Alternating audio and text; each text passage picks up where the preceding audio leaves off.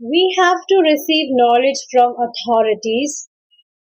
Speculation will not help us in approaching the real destination. तो देखिए श्रीला प्रभुपाद जी एक बात कह रहे हैं, कल हमने डिस्कस किया था कि जो ऑथोरिटीज है, कौन सी ऑथोरिटीज? जो धोखेबाज ऑथोरिटीज नहीं है, उनसे जब हम कुछ ज्ञान लेंगे तब ही हम हमारी सही डेस्टिनेशन तक पहुंच पाएंगे। और स्पेकुलेशन जो है वो हमें हेल्प नहीं करेगा हमारी रियल डेस्टिनेशन पे पहुंचने के लिए। कल एक भक्त पूछ रहे थे स्पेकुलेशन का क्या मतलब होता है। स्पेकुलेशन का मतलब होता है जो अपने मन से कुछ भी बताते हैं, मतलब अंदाजेबाजी, हमने जो कल पढ़ा था, राइट?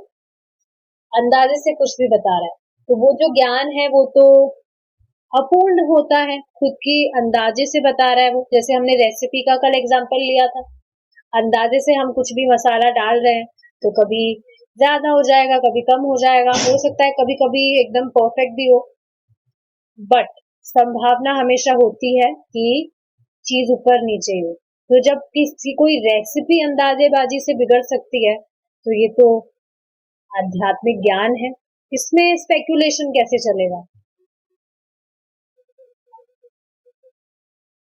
आप देखेंगे जो भी प्रभुपाद जी कह रहे हैं उसको व्यक्ति श्रद्धा से स्वीकार करेगा तो एक मतलब आगे जाके सब कुछ अनुभव भी करने लगेगा।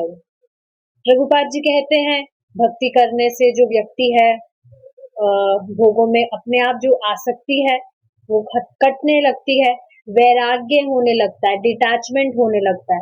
तो ये बिल्कुल स्टैंडर्ड प्रोसेस है और आप देख रहे हैं कुछ हद तक ये चीजें हो भी रही है।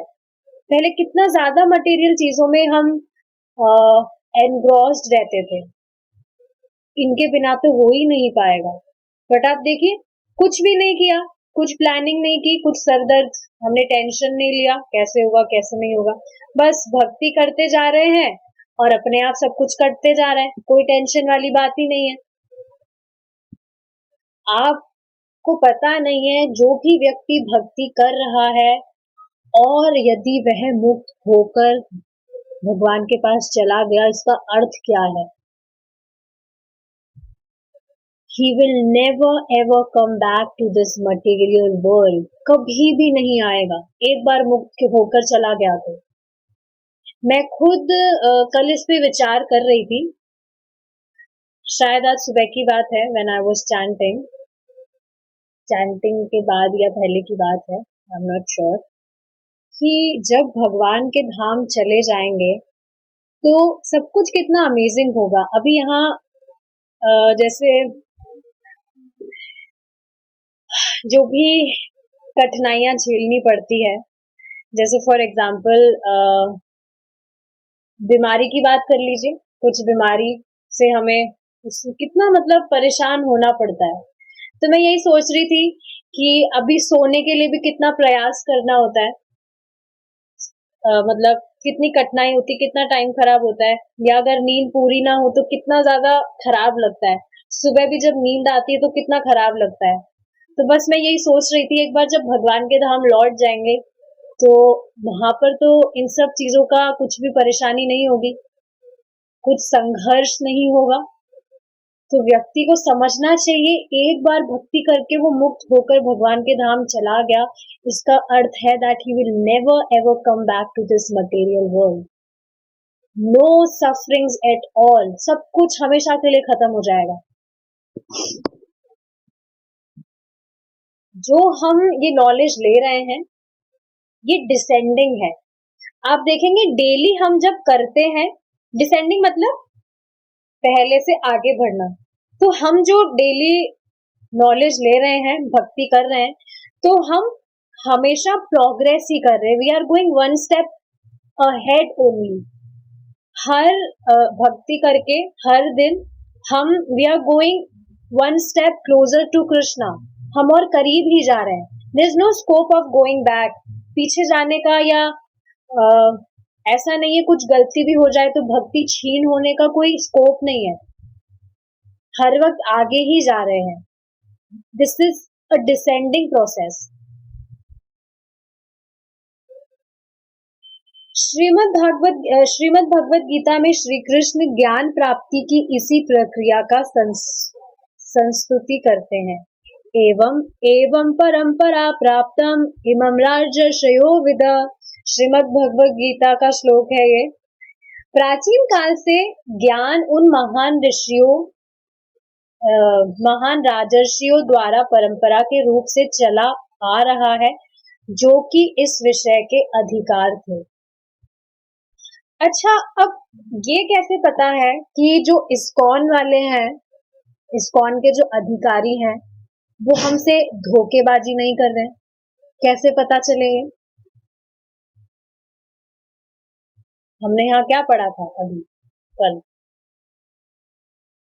कि अगर हम किसी से भी ज्ञान ले रहे हैं और अगर वो जो अधिकारी है वो अगर धोखेबाज नहीं है तो मतलब वो सही सही ज्ञान है, वो जानकारी पूर्ण है.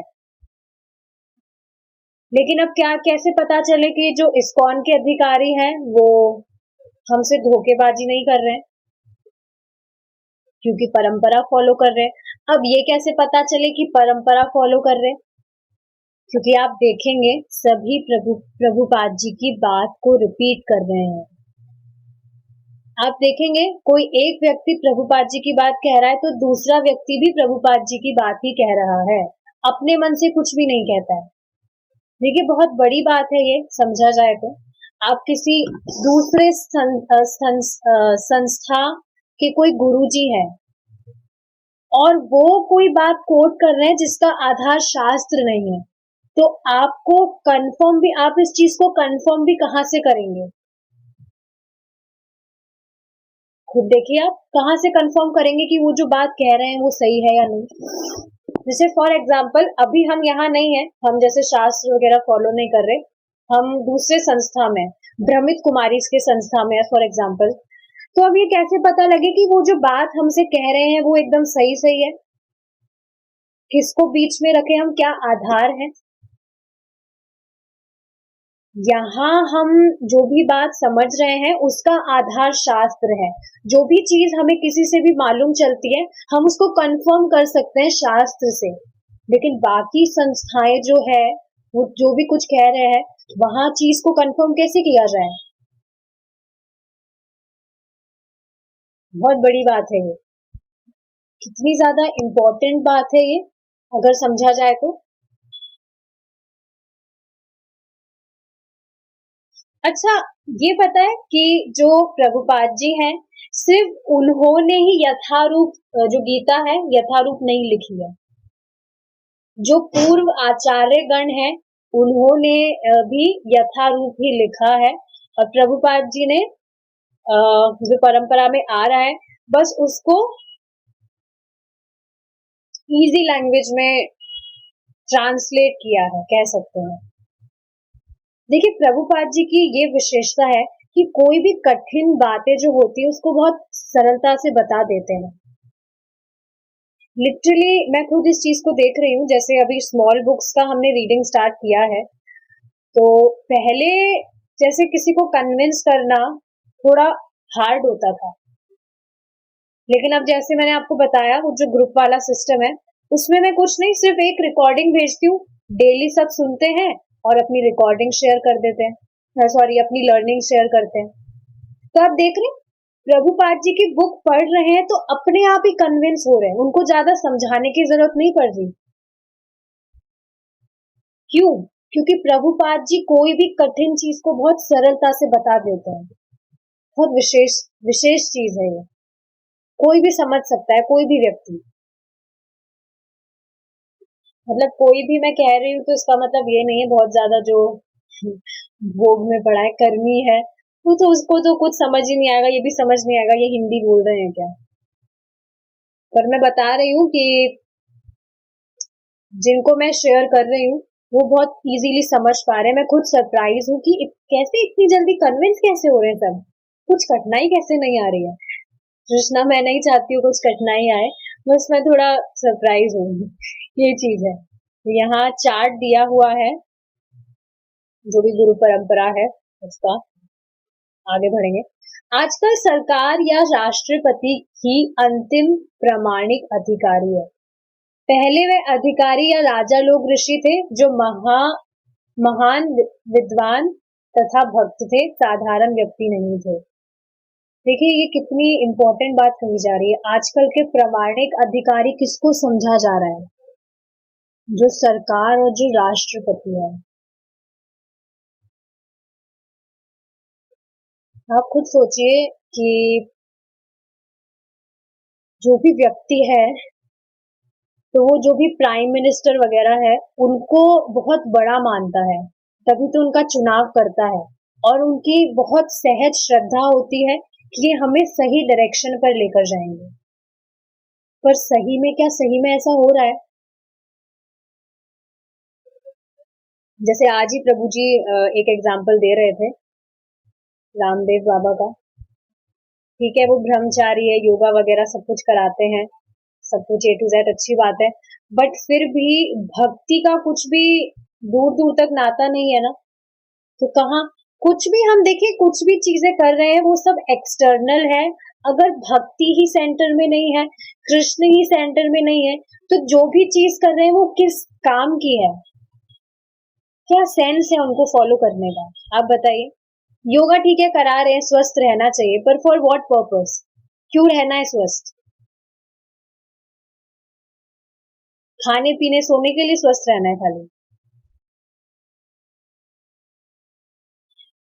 तो आजकल सरकार या राष्ट्रपति ही अंतिम प्रामाणिक अधिकारी है। आप सोचिए, अगर किसी डिवोटी को, कृष्णा डिवोटी है, उनको पूरी पावर दे दी जाए, तो वो क्या करेंगे? सच में आई विश ऐसा कभी हो, कोई डिवोटी बन जाए। वैसे बनेगा नहीं कोई डिवोटी, क्योंकि उनकी तो कुछ इच्छा होती नहीं है, हमें प्राइम मिनिस्टर बनना है, ये बनना है, वो बनना है, तो it seems next to impossible. पर आप एक बार सोचकर देखिए, कोई डिवोटी है वो कुछ बन जाए, उनके पास पूरी पावर आ जाए, तो वो क्या करेंगे? कितना कल्याण हो जाएगा। एकदम नॉनवेज को बैन कर देंगे, अनियन गार्लिक नहीं खाना है, या कुछ भी, जितनी भी, सबसे पहले जो इंटॉक्सिकेशन है वो सब कुछ बंद करवा देंगे। आराम से 4 नियम पालन करवा देगा वो देवोटी सभी को। कितनी अमेजिंग चीज है ये, समझा जाए तो। पर पता नहीं ऐसा कब होगा। पहले वो अधिकारी या हाँ ठीक है, राजा लोग ऋषि थे, जो महान विद्वान तथा भक्त थे। पहले के जो राजा थे, जो महान विद्वान और भक्त थे, वो हुआ करते थे। बट आजकल के जो अधिकारी है, जिनको सर्वश्रेष्ठ माना जा रहा है, उनका तो भक्ति से कहाँ कुछ रिलेशन है, और है भी तो बिल्कुल थोड़ा सा। सच में आप देखिए, जो गवर्नमेंट वगैरह है उनमें कितनी पावर है हाथ में, मतलब पावर इन सेंस पूरा जो भी समाज वगैरह है, कितना कंट्रोल में ला सकते हैं सबको।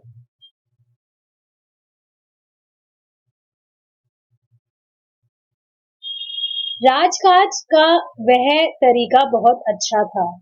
एक गुणवान और प्रशिक्षित व्यक्ति राज्य के कार्य को शांतिपूर्वक चला सकता था।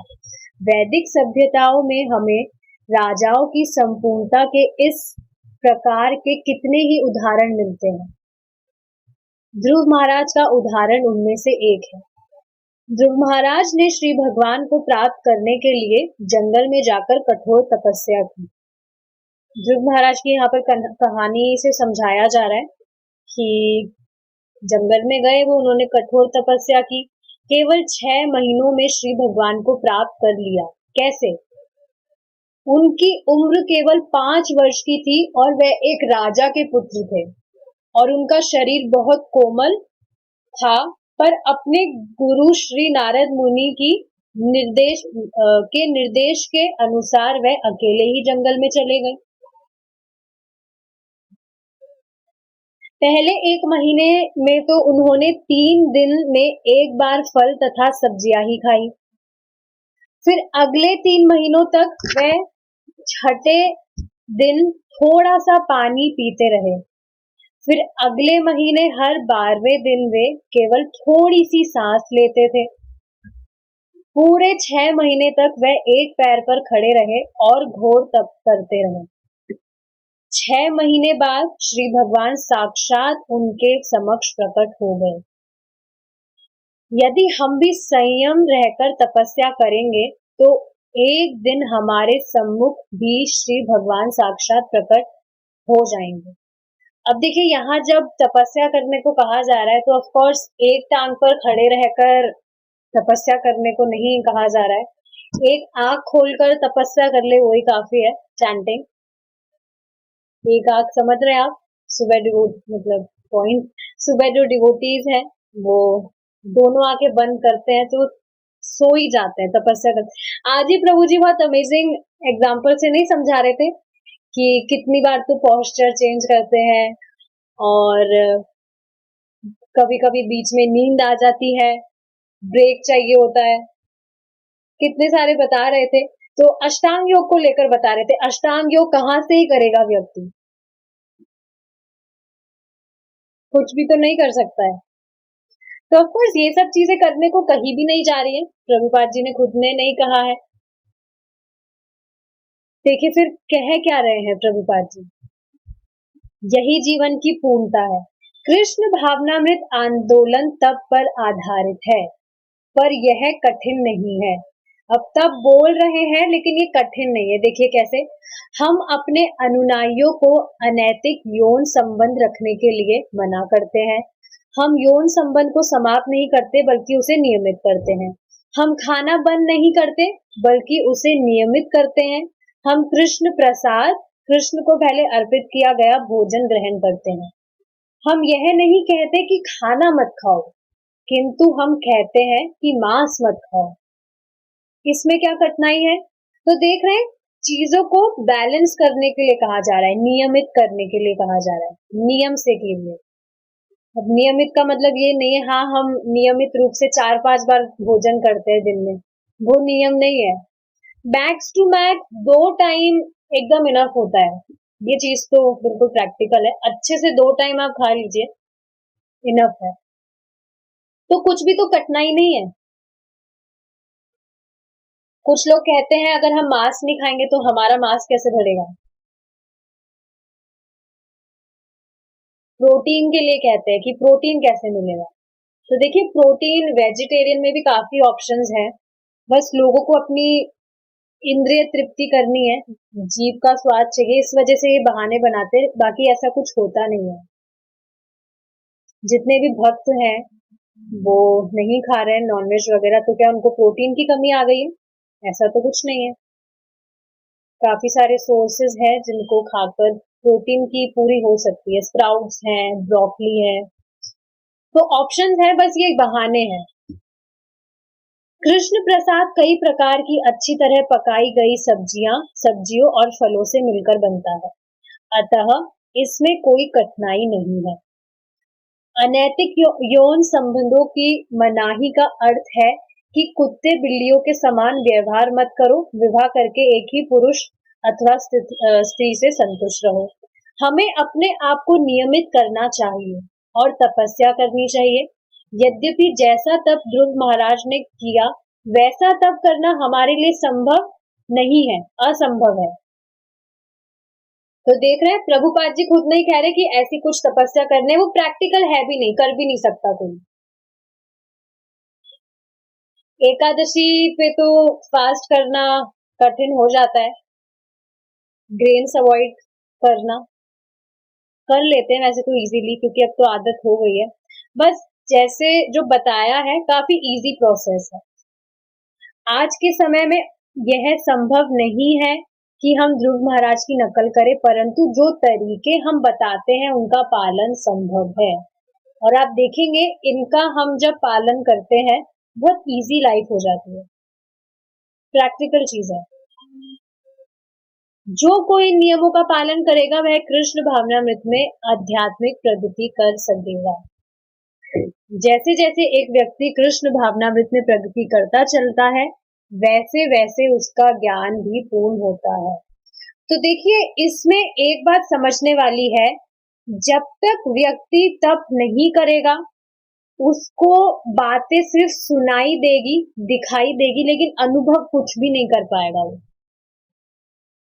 मतलब ये वही बात हो गई है, जैसे आपने योगा क्लास ज्वाइन किया, आप बस देख रहे हैं, या तो ऑनलाइन ज्वाइन किया तो वीडियो देख रहे हैं वो जो कर रहे हैं, या अगर आपने ऑफलाइन किया तो बस आप देख ही रहे हैं, खुद कुछ नहीं कर रहे हैं, तो फिर बस वो आपको दिखाई दे रहा है, वो जो भी एक्सरसाइज कर रहे हैं, योग कर रहे हैं, आपको खुद को अनुभव नहीं होगा, आपके खुद के शरीर में कुछ परिवर्तन नहीं आएगा जब तक आप खुद उसे नहीं करेंगे। तो जो प्रोसेस आपको बताया जा रहा है, जब तक आप उसको खुद प्रैक्टिकली फॉलो नहीं करेंगे, तब का मतलब बेसिकली यही है कि जो चीज बताई है उसको करें। तप इज इक्वल्स टू नियमित जीवन, दैट इज इट। और कुछ भी तपस्या का मतलब नहीं है। तो जब तक व्यक्ति उसको फॉलो नहीं करेगा, तब तक ट्रांसफॉर्मेशन उसे नहीं दिखेंगे लाइफ में। जैसे एक एग्जांपल और मुझे याद आ रहा है, जो भी चीजें हमें दिखती है, सुनाई पड़ती है, जो भी हम नॉलेज लेते हैं, अब इसमें भी बेसिकली बहुत मैटर करता है कि हम उसको ठीक ठीक समझे। जैसे एक एग्जांपल बता रहे थे प्रभु जी कि महाराज ने जब लेक्चर दे रहे थे तो बता रहे थे कि इसलिए अब आपको समझ आया that you should understand that I am not this body. तो कोई डिवोटी थे, वो बता रहे थे कि मैं समझ रहा था कि जो गुरु महाराज है वो शरीर नहीं है। तो आप सोच रहे हैं कि जो सिद्धांत है, इतनी सी बात को समझना भी अगर मुश्किल है तो समझना चाहिए कि मतलब ये बात समझ में आनी चाहिए ना। अगर वो बोल रहे हैं, आपको समझ आना चाहिए that I am not this body. इसका अर्थ क्या है कि सिर्फ गुरु महाराज बॉडी नहीं है, हम सब बॉडी है। तो समझना चाहिए, जो नॉलेज बताया जा रहा है वो ठीक ठीक समझा जाए। शुरू में हो सकता है थोड़ी कठिनाई हो, लेकिन आप देखेंगे जैसे जैसे चैंटिंग करेंगे, देखिए चैंटिंग मेन है, अगर चैंटिंग नहीं कर रहे हैं तो बाकी जो भी सेवाएं हैं वो कर्म कर्म में परिवर्तित हो जाएगी। कुछ भी जो हम कर रहे हैं, श्रवणम कीर्तनम बेस है आपकी भक्ति का, ये करते रहिए, अपने आप प्रोग्रेस करते रहेंगे आप। ठीक है, एक पॉइंट मैं और डिस्कस करना चाहूंगी यहाँ पर। जैसे जो बात आई थी धोखेबाजी वाली, कि यह हमने एक डिस्कस किया था कल पॉइंट, कि जो पेरेंट्स है, एक बच्चा जो है अपने माता पिता से सीखता है, जो भी उसे बताया जाता है कि ये वो है, ये वो है। तो जैसे हो सकता है बच्चा नादान है, शुरू में उसे चीजें समझ नहीं आ रही, लेकिन अब इसका मतलब ये नहीं है कि जो माता है वो यही बताएगी कि ये आपके पिता है। ऐसा नहीं है कि तथ्य चेंज कर दे। आप सोचिए, अगर बच्चे को समझ नहीं आ रहा और उसको समझाने के चक्कर में कुछ और बात उसको बोल दी, बाद में जब वो समझदार होगा और उसे पता लगेगा अरे पिता का अर्थ तो ये होता है, माता ने तो कुछ और बताया था, तो उसको माता पे अश्रद्धा नहीं हो जाएगी कि ये तो कुछ भी गलत चीज बता रहे हैं। अब इससे समझ क्या आ रहा है, whenever you preach to other people, तो सामने वाले को चाहे से समझ आए या ना आए, सिद्धांत जो है यथारूप ही रखना चाहिए। उसमें अगर आप चेंजेस करेंगे तो फिर आगे जब उसको कुछ पता लगेगा तो फिर उसकी नजरों में आप गलत हो जाएंगे कि आप कुछ गलत, कोई दूसरा संस्था आपने ज्वाइन किया है और आप लोगों को भ्रमित कर रहे हैं, वो ऐसे समझेगा। तो इस वजह से चाहे से सामने वाले को समझ आए या ना आए, सिद्धांत एज इट इज रखना जरूरी है, कुछ भी हमारी तरफ से चेंजेस नहीं करना है। आगे जैसे समझदार होगा, धीरे धीरे चेतना परिवर्तित होगी, हृदय शुद्ध होगा, अपने आप चीजें समझने लगेगा। स्टार्टिंग में बस चैंटिंग करवाइए, चैंटिंग मेन है। मनुष्य देह मिला है तो तपस्या करना स्वाभाविक है। आप देखेंगे कि ये जो देह हमें मिला है, ये मिला ही तपस्या करने के लिए, कुछ तप करने के लिए। कुछ तप नहीं करेगा, जानवर की तरह अगर पड़ा रहेगा इंसान, तो उसको बीमारियां लग जाएगी, पता है। और देखा ही गया है, जो लोग आलसी टाइप होते हैं एकदम, बिल्कुल उनकी बॉडी कितनी रिजिड हो जाती है। तो ठीक है, ये तो फिजिकल बात है, फिजिकल बॉडी की बात है, बट फिर भी आप देखेंगे, अगर हम हमारा जो दिमाग है वो भी बिना मतलब की चीजों में लगाते हैं और बेसिकली कुछ आध्यात्मिक स्तर पे ऊंचा उठने के लिए नहीं लगाते हैं, तो हमारी जो बुद्धि है वो एक धूल की तरह ही है, धूल ही जमी रहती है उसमें। सोचना चाहिए हमें ये जो शरीर मिला है कितना कष्ट हमें देता है हर वक्त। मैं खुद देखती हूँ, जैसे डिवोटीज हैं, हर दूसरे दिन कोई ना कोई डिवोटी कुछ ना कुछ बताता है।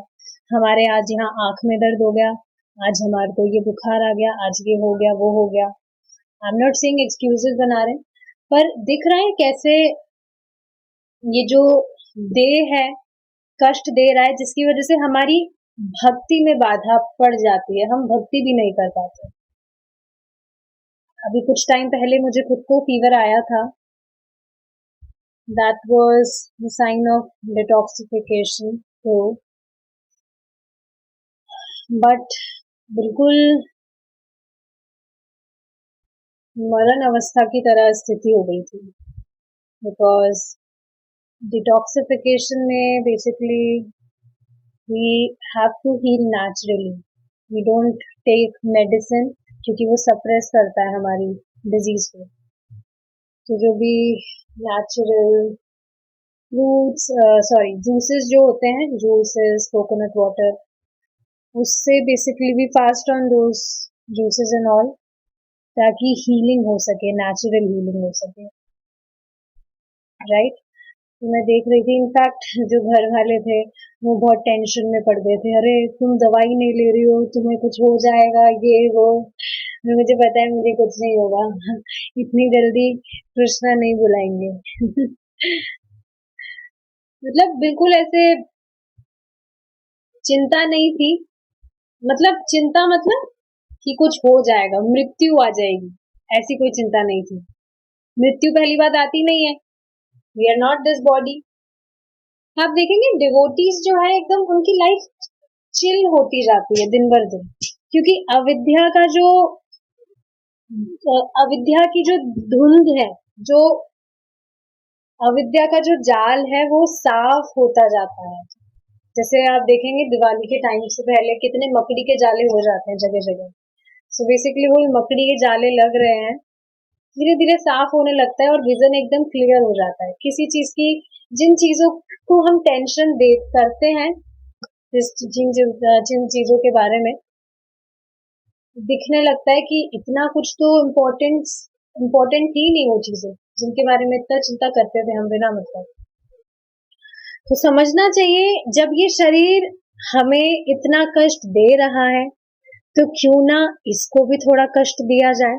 कष्ट इन सेंस थोड़ा तप किया जाए, मन नहीं भी मान रहा है फिर भी थोड़ा कष्ट दिया जाए, सुबह उठा जाए और जो भी मॉर्निंग प्रोग्राम है अटेंड किया जाए। सबसे पहले अपनी साधना कंप्लीट की जाए, चैंट 16 राउंड्स, और फिर जो भी प्रसादम एंड ऑल, जो बाकी एक्टिविटीज है। देखिए सुबह उठना मुश्किल होता है अगर रात को जल्दी नहीं सोते हैं, so we should try to sleep जल्दी, ओके।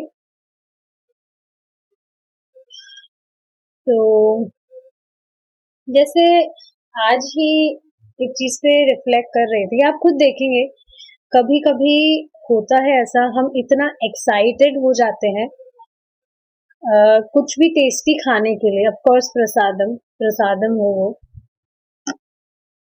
फिर भी आप देखेंगे मन करता है कि खाएंगे अच्छे से, और इतना ज्यादा खा लेते हैं कि फिर बिल्कुल उब जाता है उससे मन करता है अरे खाया ही क्यों, नहीं ही खाना चाहिए था।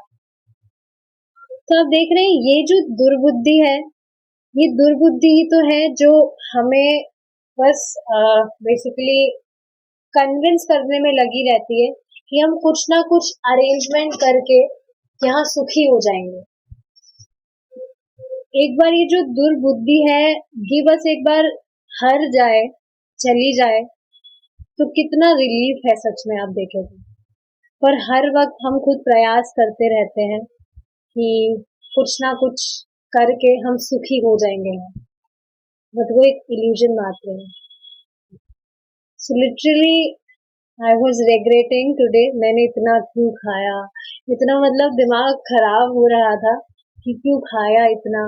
भावनाओं में कभी कभी बह जाता है, प्रसाद बहुत टेस्टी होता है तो कुछ भी। लिटरली आज जो 3 बजे की क्लास थी, बस बिल्कुल मन ही कर रहा था कि कुछ बहाना करके क्लास कैंसिल कर दूंगा, but still somehow I managed to come. बहुत बुरी हालत हो जाती है। खाना तो ठीक है, अच्छा है, प्रसाद है, प्योरिफिकेशन होता है, स्पिरिचुअल स्पिरिचुअल होता है वो, बट स्टिल परेशान तो करता है, करेगा ही अगर ज्यादा खाएंगे तो। समझना चाहिए इस चीज को।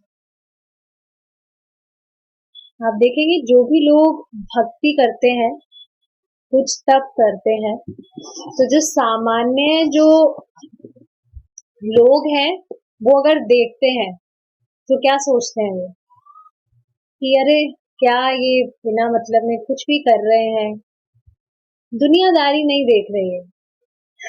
लिटरली मुझे खुद को सुनने को मिलता है ये, तुम तो कुएं की मेंढक बनकर रह गई हो, बस अंदर रहती हो और कुछ भी मतलब। आप देखेंगे कि सामने वाला जो व्यक्ति है जो भक्ति नहीं कर रहा है, उसके लिए जो मटेरियल चीजें हैं वो ही ज्यादा महत्वपूर्ण है, वो ही सबसे ज्यादा सर्वश्रेष्ठ है। और बिल्कुल इस चीज के लिए कन्विंस है, अगर कोई व्यक्ति इन मटेरियल चीजों के लिए कुछ नहीं कर रहा है, इनमें अगर प्रोग्रेस नहीं कर रहा है, तो वो अपना मनुष्य जीवन ही खराब कर रहा है। जिंदगी बार बार थोड़ी मिलती है, और ये बिना मतलब अपना टाइम खराब कर रहे हैं, बस ये बिना मतलब का भजन करके, भक्ति करके, वॉटेवर।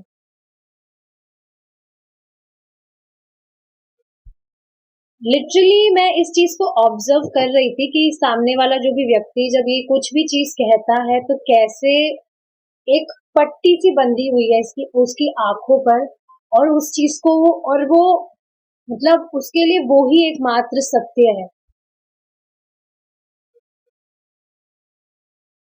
और मैं खुद को अपने आप को सामने वाले व्यक्ति की सिचुएशन में रखकर देख मतलब थोड़े टाइम के लिए कि अगर मैं उनकी जगह होती तो मैं भी तो ऐसे ही सोच रही होती अभी कि ये तो टाइम खराब कर रहे हैं अपना, कुछ भी तो हासिल नहीं होगा इनको ये सब करने से, अपना टाइम खराब कर रहे हैं।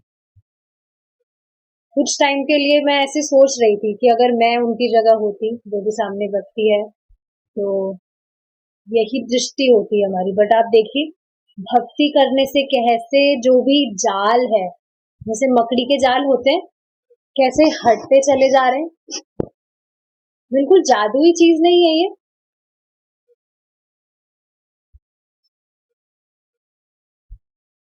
आप खुद एक बार पीछे मुड़कर देखिए, आप जिन भक्ति से पहले जिन भी चीजों को बहुत ज्यादा महत्व दे रहे थे, हमने उसके साथ आइसक्रीम खाई थी या हमें रसगुल्ला नहीं मिला था, व्हाट्सोएवर जो भी चीज थी जिसको हम इतना महत्वपूर्ण दे रहे थे, अब पता लग रहा है कि सच में तो वो बिल्कुल भी महत्वपूर्ण चीजें नहीं थी। क्या ही महत्व था उनका। और लिटरली सारी चीजों को इतना महत्व देकर कितना परेशान रहते थे कि ये चीजें अगर नहीं हुई, ये नहीं मिला, तो पूरा जीवन ही खराब है। मैं खुद आई वॉज लिटरली स्क्रीमिंग, यकीन नहीं होगा, अगर मैं एक डिजाइनर नहीं बनी, फैशन डिजाइनर नहीं बनी, तो मेरा तो जीवन ही खत्म है, मैं तो पता नहीं क्या ही करूंगी फिर। पर अब देखिए हंसी आती है खुद पर कि क्या चीजें सोच रखी थी, क्या माइंड में क्या सेट किया हुआ था, सब कुछ ही तो अज्ञान था।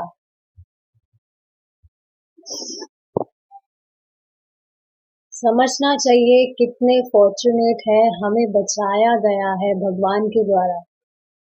काफी टाइम से तो ये चीजें करते ही आए हैं हम।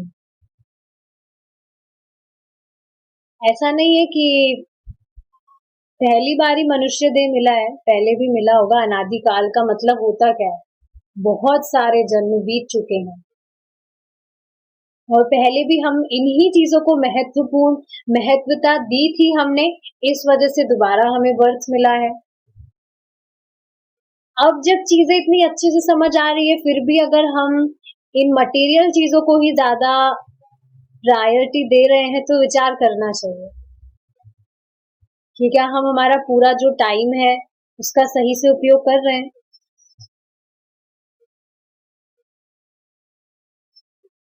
नहीं सोचना चाहिए बहुत टाइम है हमारे पास।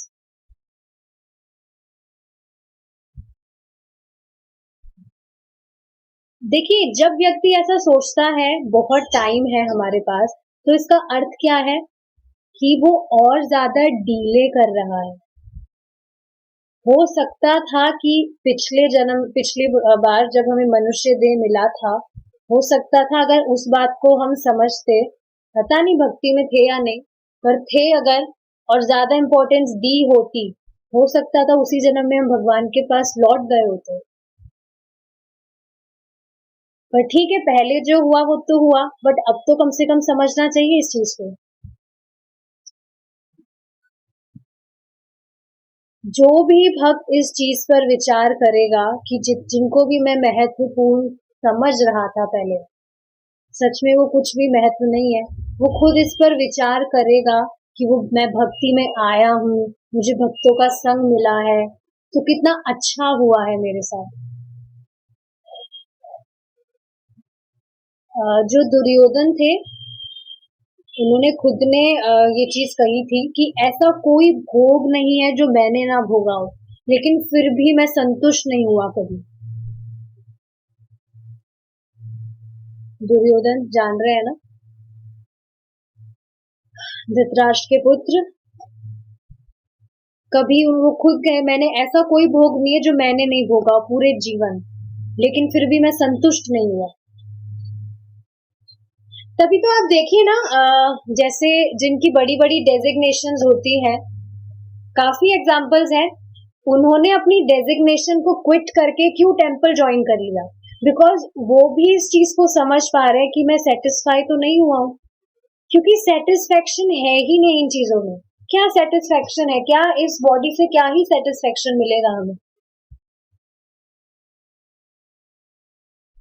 कल प्रभु जी लेक्चर में बता रहे थे कि चाहे से कितना ही कोई बड़ा आदमी हो, कितनी ही उस काबिलियत हो, लेकिन उसे स्टूल जरूर पास करना होता है। तो ये तो सबसे खराब चीज है। इस बॉडी को हम शुरू से, आप देखिए ना, ये अज्ञान ही है कि शुरू से हम देह समझते थे, इस वजह से इसको ज्यादा इंपॉर्टेंस देते थे, इस वजह से बहुत ज्यादा लगाव था इससे। बट अब जैसे जैसे भक्ति कर रहे समझ आ रहा है कि मैं खुद का ही एग्जांपल देती हूँ। देयर वाज अ टाइम जब मुझे लगता था लिपस्टिक के बिना तो मैं जी नहीं सकती, I can live without lipstick. और अब भक्ति करते करते आप देखिए, मैं खुद आज सुबह ही इस पे विचार कर रही थी कि अरे, मुझे तो लिप बाम लगाए भी कितना टाइम हो गया, याद ही नहीं है। तो आप देख रहे कैसे सब कुछ चीजें अपने आप अपने आप डिटैचमेंट होता जाता है। इतना इम्पोर्टेंट है ये साधन भक्ति का। कुछ भी सोचने की जरूरत नहीं है, बस जो आपको मेथड बताया है, प्रोसेस बताया है, उसको अच्छे से फॉलो कीजिए। सारी चीजें अपने आप अपनी जगह ले लेगी। आपको 16 राउंड्स गंभीरता से सुबह करने को कहा है, उसको चैंट कीजिए और डेली श्रवण कीजिए, अच्छे से क्लासेस सुनिए कॉन्सेंट्रेटली। अब वीडियो बंद है, मुझे नहीं पता साइड में क्या चल रहा है क्या नहीं चल रहा है, बस मैं ये कहना चाह रही हूँ कि जो प्रोसेस आपको बताया है उसे आप अच्छे से करेंगे, अपने आप देखेंगे आसक्तियां कटती जाएगी। ऑफ कोर्स भक्ति कैसे भी कर रहा है व्यक्ति, नाम कैसे भी ले रहा है, उससे बेनिफिट होता है, बट गंभीरता से अगर व्यक्ति कर रहा है तो फिर बहुत तेजी से प्रकाशित होती है चीजें।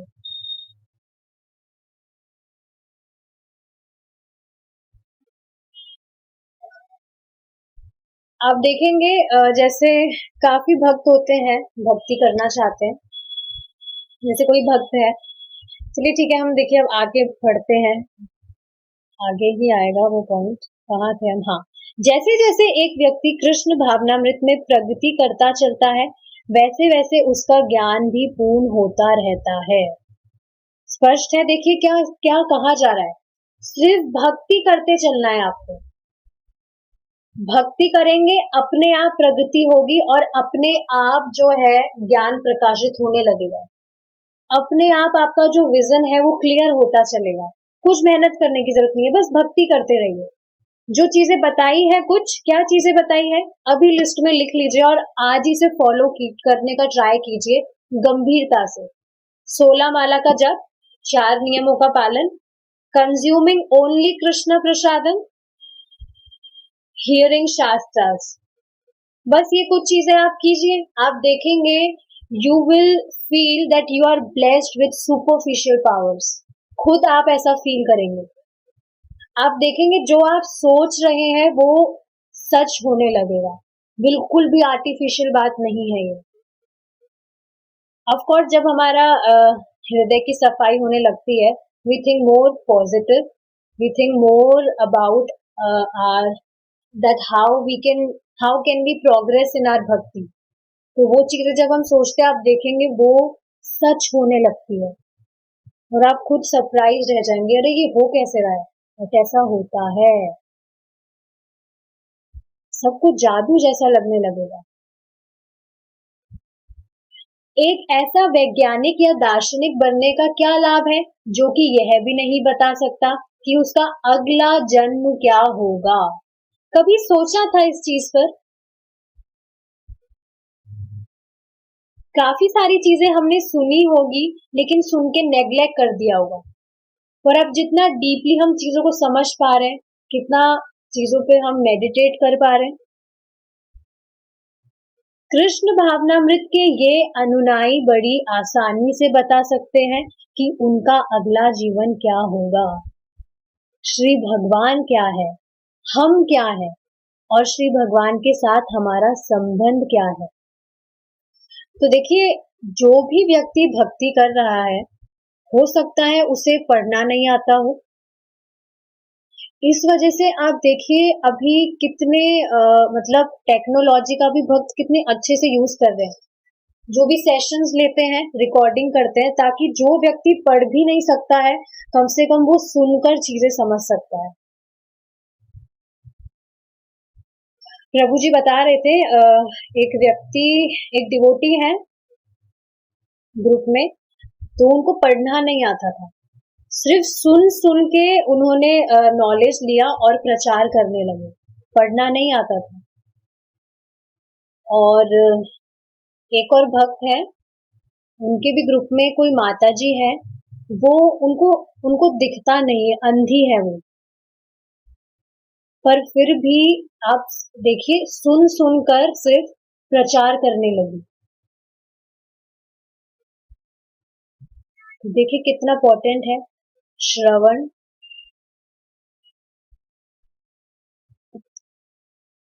और सिर्फ जो कृष्णा कॉन्शियस है, जो भगवान की भक्ति कर रहे हैं पारंपरिक रूप से, परंपरा में, गुरु परंपरा में जो भगवान की भक्ति कर रहे हैं, सिर्फ वो ही बेसिकली इन क्वेश्चंस का आंसर उन्हें ही पता है। अगला जीवन क्या होगा,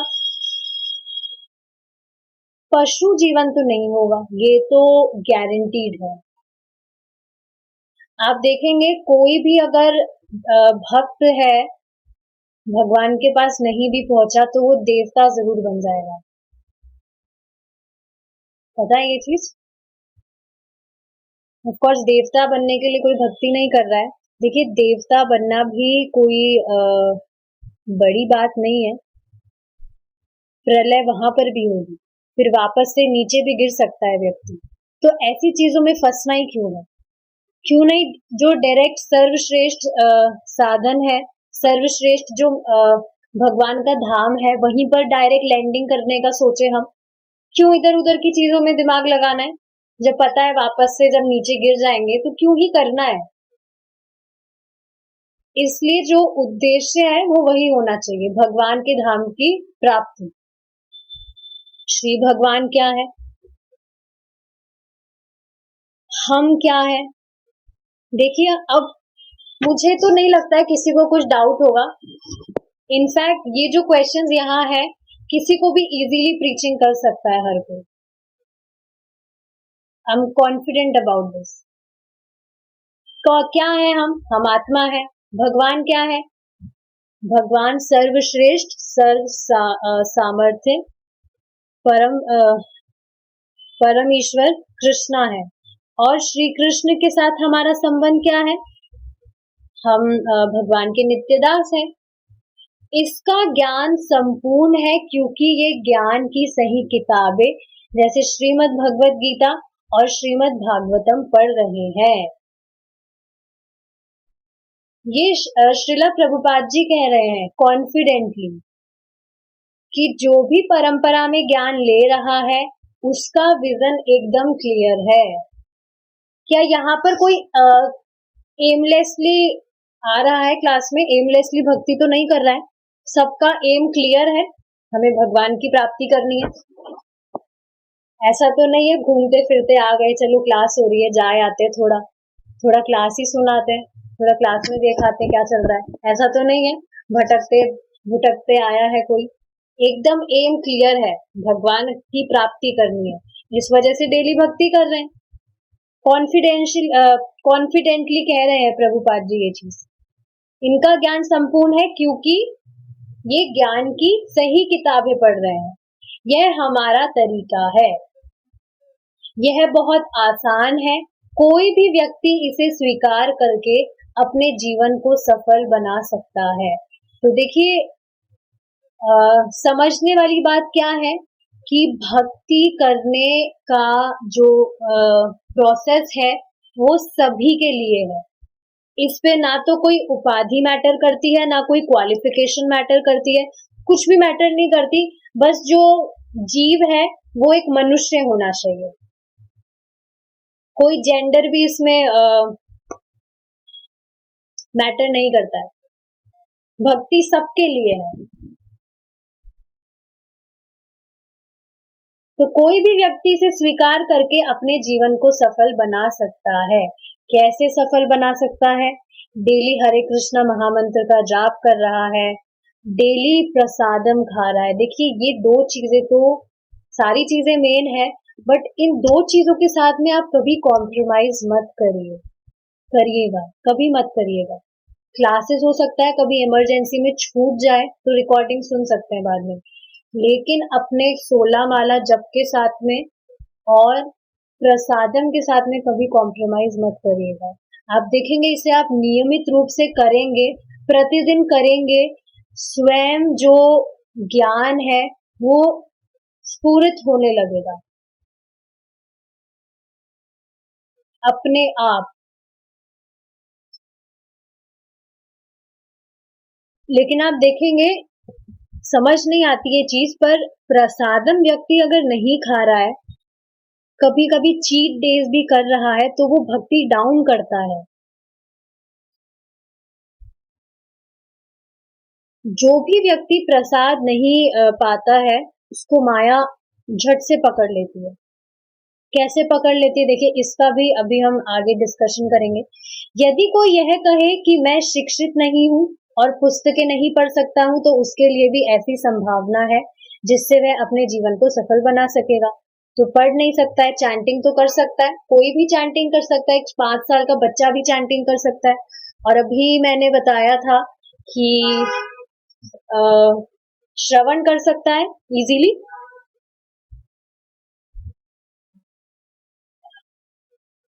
वह केवल श्री भगवान के नाम हरे कृष्ण का जप कर सकता है। श्री कृष्ण ने हमें एक जिह्वा और 2 कान दिए हैं, और हमें यह जानकर आश्चर्य हो सकता है कि श्री कृष्ण को आंखों के द्वारा नहीं बल्कि जिह्वा के द्वारा जाने जाते, श्री कृष्ण जिह्वा के द्वारा जाने जाते हैं। Very important point. जो भगवान है वो जिह्वा के द्वारा जाने जाते हैं। अब इसका अर्थ क्या है आप देखेंगे, प्रसाद पाने से पहले हम जो प्रेयर गाते हैं उसमें एक लाइन आती है कि जो टंग है वो बहुत ज्यादा वोरेशियस है। हमारे जो 5 सेंसेस है उसमें से हमारी जो जिह्वा है वो सबसे ज्यादा वोरेशियस होती है। और आप देखेंगे हमारी जीभ को अगर हमने कंट्रोल कर लिया, बाकी सारे सेंसेस अपने आप कंट्रोल में आते हैं। जिह्वा कैसे कंट्रोल होती है? चैंटिंग करके और प्रसादम पाके। इनफैक्ट जो हमारी जीभ है इसके सिर्फ ये 2 ही काम होते हैं, लेकिन अविद्या के कारण जो व्यक्ति है भगवान का यश गाने की जगह प्रजल्प करने लगता है। प्रजल्प समझ रहे हैं? भौतिक जो भी मटेरियलिस्टिक बातें होती है जिससे कृष्णा का कुछ कनेक्शन नहीं होता है, वो प्रजल्प होता है। और प्रसाद की जगह चीट डे करेगा, कभी ये खाना है, कभी वो खाना है, बाहर का खाना है, शादी में खाना है। अरे एक लाइफ मिली है, हमारा क्या इतना भी राइट नहीं है कि हम कभी कभी तो बाहर का खा सके? क्या इतना भी राइट नहीं है हमारा, इतना भी हक नहीं है हमारा खुद पे कि हम हमारी मन की कर सके? ये जो मन है ये बहुत बड़ा मंकी है, अच्छी चीजें नहीं करने देना चाहता हमें। बट हमें समझाना,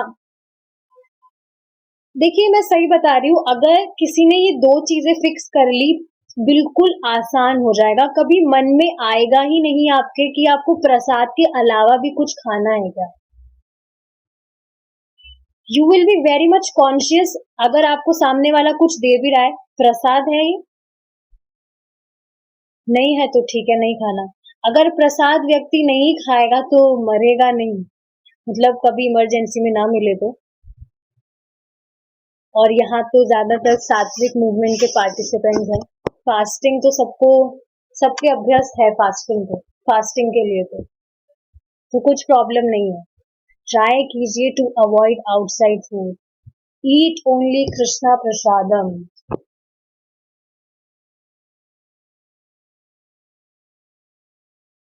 जिह्वा के बाद दूसरी इंद्री का क्रम आता है, पर सब इंद्रियों में जिह्वा प्रमुख है। हमें चाहिए कि हम अपनी जिह्वा को नियंत्रित करें।